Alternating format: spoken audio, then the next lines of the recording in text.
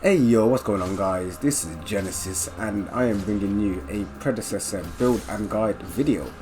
And I'm going to be doing a build and guide video for, you guessed it, the FEY. The FEY is a high damage caster, high damage burst caster that relies on her abilities more than her basic attacks.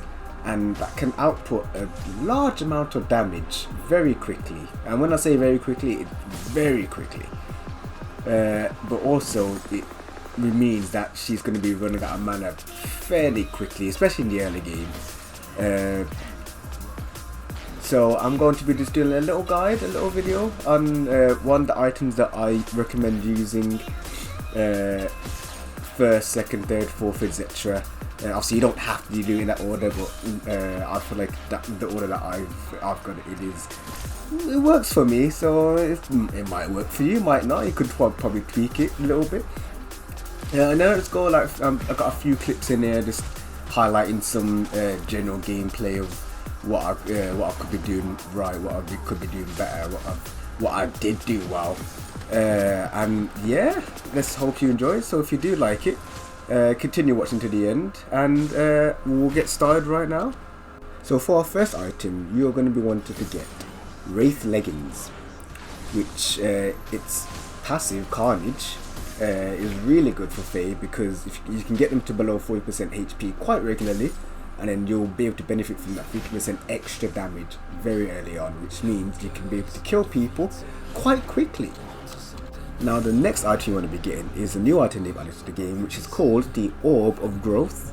And the Orb of Growth is not only good early for getting extra XP from killing enemy units and heroes, but when you end up upgrading it into the Orb of Enlightenment, when you hit the requirements for it, you will then be able to get the benefits of passive permanent stat boosts to your ability power, your ability haste, your mana and your health per level. So the longer you go in the game, when it's until the level cap of 18, you'll be getting passive permanent stat boosts, which is very, very good.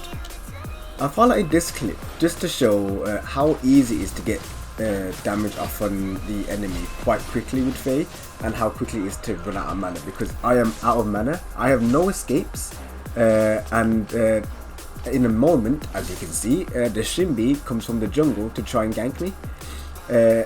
Having a ward on your lane at all times is, especially in the left side jungle, is going to be very good for FEY, just because she has no escapes and she's very vulnerable to ganks.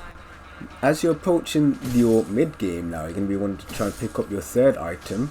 It's going to be an item called Megacosm, and Megacosm is very good at dealing tick damage to enemies, especially the higher health enemies, because it deals 5% like per ability hit. It deals 5% of their max health as ability damage, and additional applications of it on the same target within a certain amount of time will refresh the cooldown, doing slightly less damage, but it will still add up over time, and it can be really, really good. So picking this up there is very good. Now this is more of a generalized mid tip rather than a fade tip, but the red bugs on the left and the right side spawn every 2 minutes from the 3-minute mark, and you can only be getting these as soon as possible if you can, because it gives you that extra bit of mana regen to sustain the lane, and it can be the difference between you being ahead or you being behind on your lane. And for your fourth item now, you're going to want to get one called World Breaker, and World Breaker is really good because if you can hit that 3-hit combo for FEY, that's already 9% increased damage, and that's a lot of damage like right off the bat. It is quite expensive, which is why I got it up 4, but it's definitely an item you need to be grabbing. Last but not least now is going to be an item, your final item, called Oblivion Crown. And Oblivion Crown is your generalized late game, very disgustingly strong item. Obviously because the stats are good, but because it's like quite expensive and its passive is good, but it's not really the best one to go over if you want to go over Wraith Leggings or over World Breaker, which is why it's at the last on the last you want to get. But it's definitely a card that you want to be grabbing because it gives you that huge power increase in the late game when you probably need it. As we come to the end of the video, I want to give you a little tip on FEY. So I think in the early game, if you can try and do poke damage to the enemy with your E, which will help you to get them hopefully lower than 40% HP to then for your Wraith Breakers to then kick in with that extra damage. But then when it comes to your ult, you can ult in single targets. That's completely fine. But where it shines is ulting on more than one enemy, and then the burst damage from that, when you're spamming out your Q, your E, and your right click, the damage you get from that is ridiculous. So I'd say save it for team fight, but if you really do need to use it to kill an enemy in 1v1, then obviously there's no harm in doing that either. But she does rely quite a lot on her mana and her abilities, so try and keep that into effect as well before you go into the fights. So that's going to be the end of the first build and guide video. Obviously I've got many more in the pipeline that I want to do, and many more Predecessor videos that I want to make in general.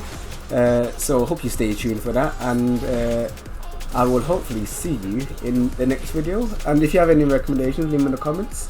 And with that being said, I'll see you later.